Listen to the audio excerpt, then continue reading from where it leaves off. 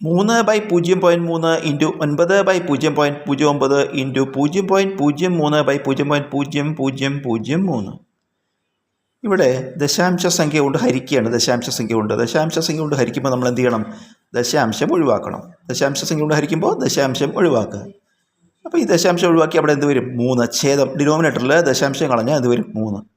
ദശാംശം ഒഴിവാക്കുക പറയുമ്പോൾ ഛേദത്തിൽ ചെയ്യുമ്പോൾ അംശത്തിൽ അതിന് പകരമായിട്ട് മറ്റൊരു കാര്യം ചെയ്യണം. അതായത് ഇവിടെ എന്ത് ചെയ്തു? നമ്മൾ ഒരു ദശാംശ സ്ഥാനം ഒഴിവാക്കി അല്ലേ? ദശാംശത്തിൻ്റെ വലതുവശത്ത് ഒരു സ്ഥാനമുള്ളത്. അപ്പോൾ ഈ ഒരു ദശാംശം ഒഴിവാക്കി. എങ്ങനെ ഇത് ഒഴിവാവണ? 10 കൊണ്ട് ഗുണിച്ചാൽ അത് ഒഴിവാവുക.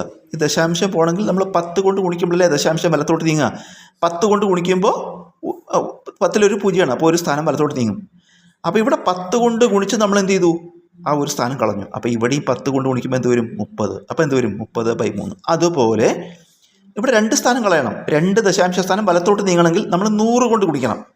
അപ്പോൾ ഇതിലത്തെ ദശാംശം പോയിട്ട് 9 വരും. അപ്പം മുകളിൽ 100 കൊണ്ട് ഗുണിക്കുമ്പോൾ 9 × 100 900.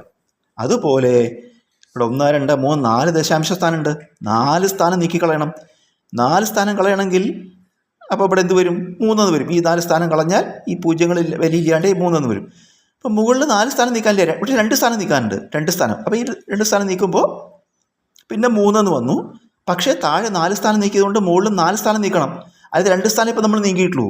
2 സ്ഥാനം നീക്കിയപ്പോൾ എന്ത് കിട്ടി? 3. അപ്പോൾ അവശേഷിക്കുന്ന 2 സ്ഥാനം വേണം. അതായത് 100 കൊണ്ട് പിടിക്കണം. 3 × 100 300/3. 30/3 10. 900/9 100 ഇൻറ്റു 300/100 300/3 100.